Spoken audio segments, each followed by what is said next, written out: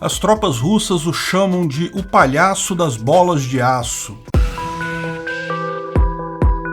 Esse é o Visão Libertária, sua fonte de informações descentralizadas e distribuídas. Uma figura que já era absurdamente popular na Ucrânia ganhou visibilidade mundial e uma admiração quase universal. Tirando meia dúzia de lambedores de Putin, que ainda o chamam de palhaço, até as tropas russas perceberam o quanto isso não condiz com a realidade. Já é piada corrente entre os russos que disseram que iríamos enfrentar um exército comandado por um palhaço e encontramos um palhaço com bolas de aço. Na verdade, essa ideia que a Ucrânia é presidida por um palhaço pode ter sido um dos principais erros de cálculo do Putin nessa guerra. Não há dúvidas que Putin contava com a fuga de Zelensky logo no início da invasão, o que tornaria seu trabalho de apontar um governante pró-Rússia muito mais simples e sua guerra poderia, de fato, ter acabado em poucas horas. Afinal, como um comediante vai se meter em uma guerra? Como ele enfrentou grupos militares de sabotagem tentando matá-lo por várias semanas? Como ele conseguiu manter a unidade das forças ucranianas? Conseguiu as doações dos países europeus, que é algo essencial nesse momento? Parece quase impossível, né? Mas essa confusão poderia ser esclarecida com uma breve descrição biográfica de Zelensky, junto com o entendimento do que ele significa na política ucraniana. Volodymyr Zelensky nasceu em Kryvyi Rih em 1978. Kryvyi Rih é uma cidade de tamanho médio, mais ou menos 600 mil habitantes, bem no centro do país, onde se fala mais russo do que ucraniano. Ele é filho único. O pai era um professor de engenharia e a mãe uma dona de casa. Era um lar de classe média, mas de pessoas extremamente inteligentes. Além do russo, ele aprendeu também o ucraniano e o inglês, que fala fluentemente. Volodymyr Zelensky cursou direito, se formou como advogado e chegou a atuar como advogado por algum tempo na região. Porém, como tantas outras pessoas, eu inclusive, ele considerou insuportável a vida dentro da burocracia judiciária e decidiu apostar em um passatempo que tinha da época do colégio: a comédia. Um tipo de comédia típico ali da região das ex-repúblicas soviéticas, que não é muito comum por aqui, uma espécie de stand-up em grupo. Participou de alguns grupos e começou a fazer bastante sucesso numa competição que tem desse tipo de comédia por lá, chamada de KVN. Inclui grupos de toda a região da antiga União Soviética, inclusive da Rússia. Ele fez vários shows em Moscou e chegou a ser campeão da KVN em 1997. Até que ele decidiu montar o seu próprio grupo, o Kvartal 95, ou Quarteirão 95, em homenagem ao bairro ou região de Kryvyi Rih, de onde veio a maior parte do grupo. É importante notar que, além de atuar, Zelensky já era quem escrevia a maior parte dos enquetes do seu grupo. No ano 2000, porém, a KVN brigou com alguns integrantes do grupo do Zelensky e expulsou o grupo da competição. Porém, convidou Zelensky a continuar atuando com outras pessoas. Zelensky recusou-se a abandonar os amigos e aposentou a carreira. Neste momento, decidiu criar uma companhia de produção independente em Kiev. Conseguiu financiamento no banco, montou um estúdio e criou a companhia de produção de conteúdo que tem o nome Kvartal 95, tal como o grupo. Fechou o primeiro contrato em 2003 com a rede de televisão 1+1, onde fez vários shows de sucesso. Particularmente um especial de 2004 em que ele comandou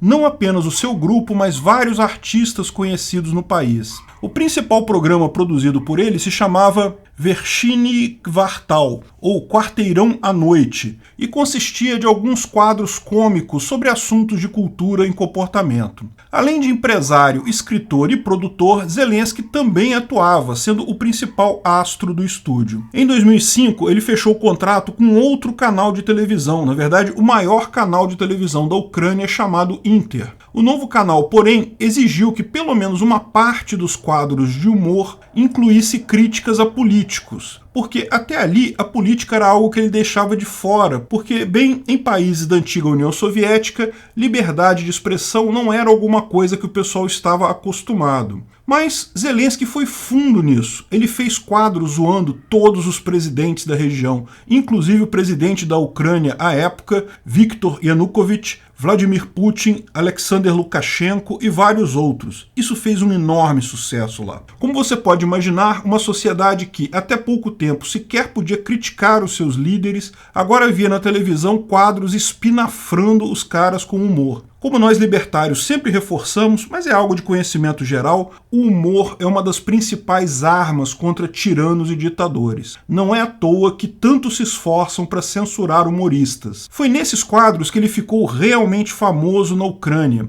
e que muita gente ficava com medo dele ser perseguido e silenciado. Ao contrário, a rede de televisão gostou tanto do trabalho dele que colocou a empresa de Zelensky como principal produtora de toda a grade de TV entre 2010 e 2012. Depois disso, já famoso, já conhecido, já milionário de tanto dinheiro que ele ganhou com sua produtora, Zelensky partiu para fazer filmes. Fez vários filmes que fizeram muito sucesso na região. Em 2014, com a invasão russa da Crimeia, ele se opôs ao banimento de artistas russos na Ucrânia, que foi pedido pelo ministro da Cultura da época. Chegou a ser acusado de colaboracionismo com os russos, porém sempre deixou claro que apoiava a Ucrânia e considerava os russos invasores. Chegou a doar 1 milhão de hryvnias ucranianas para o exército ucraniano para ajudar no combate de Donbás na época. Os filmes que ele produzia multiplicaram ainda mais a sua fortuna, mesmo com todos os problemas políticos. Em 2015, começou a produzir, ainda no canal Inter, uma série chamada Servidores do Povo,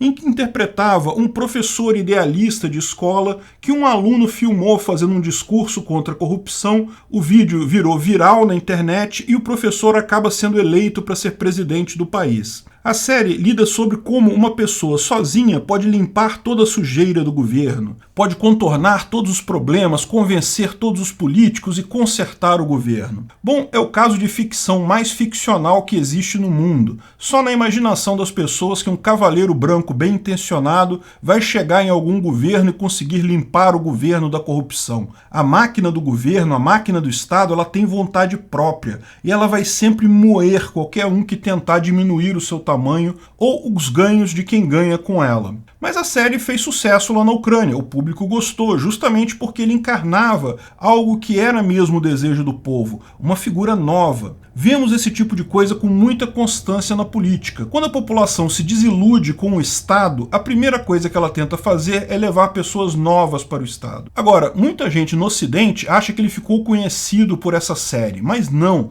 ele já era uma pessoa muito conhecida lá antes dessa série. Imagine um Silvio Santos ou um Luciano Huck da vida. Alguém que, sim, é um ator, é um apresentador, um comediante, mas muito mais que isso, é um empresário, um produtor de sucesso. Fez fortuna gerando conteúdo que a população de lá gosta. Há quem diga que, de fato, essa série foi criada com o exato intuito de lançar ele na política. Não contem esse segredo para o Luciano Huck, por favor. Na série, o professor é sem querer eleito presidente. E ele também fez parecer que, bom, ele não estava nem pensando em política, mas já que eu estou aqui, o pessoal gostou, vamos concorrer às eleições só para ver no que dá. E ele acabou ganhando as eleições em 2019 com mais do dobro dos votos do segundo colocado. Não teve para ninguém. Mas, como esperado, mesmo tendo boas intenções, limpar um governo é algo impossível. Foi atender o desejo do povo ucraniano no sentido de se aproximar mais da Europa e se afastar mais da Rússia. E ele estava indo relativamente bem, até a pandemia,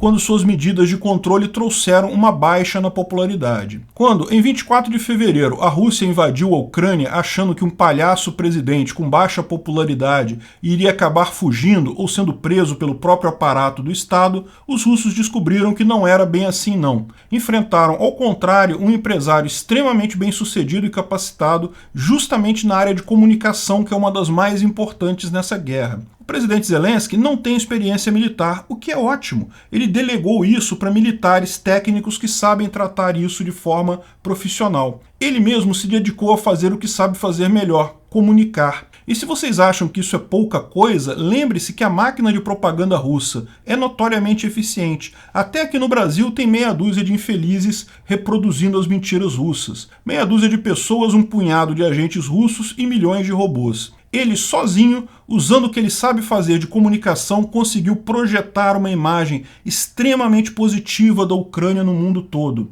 Esse foi um dos motivos do sucesso do país nessa empreitada. Ele nunca foi um mero palhaço, ao contrário, é um empresário com uma capacidade e determinação que é exatamente o que a Ucrânia precisa neste momento para destruir o gigante russo. E para os libertários puristas que andam tendo chiliques quando eu elogio um presidente, eu deixo um recado simples. Eu acho mesmo que países são besteiras desnecessárias. Forças armadas são apenas uma enorme perda de recursos que seriam muito melhor gastos em outras áreas. Fronteiras são linhas imaginárias que nunca deveriam existir. Mas eu sempre deixei claro que tenho o pé no chão. Libertarianismo será uma realidade e existirá em todo o mundo ao mesmo tempo. Mas nesse momento ainda temos que lidar com um monte de estados. Existem uma série de situações em que temos que usar soluções estatais para resolver problemas práticos. Eu acho a justiça estatal uma piada, ineficaz e sem sentido. Mas se eu precisar, eu vou usar ela. Eu acho o SUS um absurdo completo, porque pagamos extremamente caro por algo que tem uma péssima qualidade.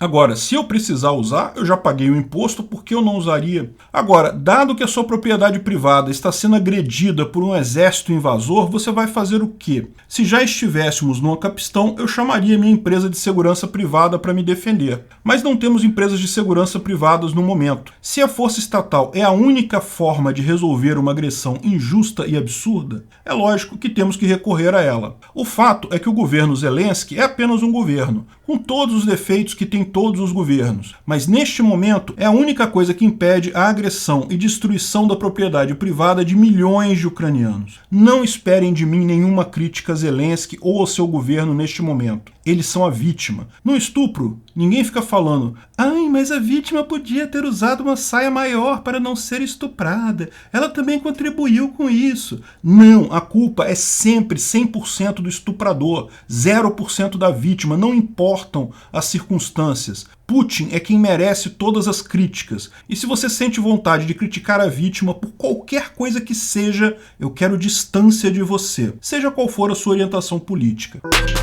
Obrigado pela audiência. Esse vídeo foi um oferecimento de armataweb.com, cloud e serviços de data center, 100% de compromisso com a satisfação e privacidade dos clientes. Aceitamos Bitcoin. Veja o link na descrição do vídeo. Se você gostou desse vídeo, clique no like e compartilhe ele em suas redes sociais. Se inscreva no canal para nos ajudar, clicando no botão vermelho abaixo. Se quiser ser avisado de novos vídeos, clique no sininho ao lado. Se você quiser comprar camisas e outros itens do Visão Libertária, veja nossos itens no site Pimenta no Café, pimentanocafé.com.br/Visão Libertária, tudo junto sem acento, ou clique no link da descrição. Até a próxima!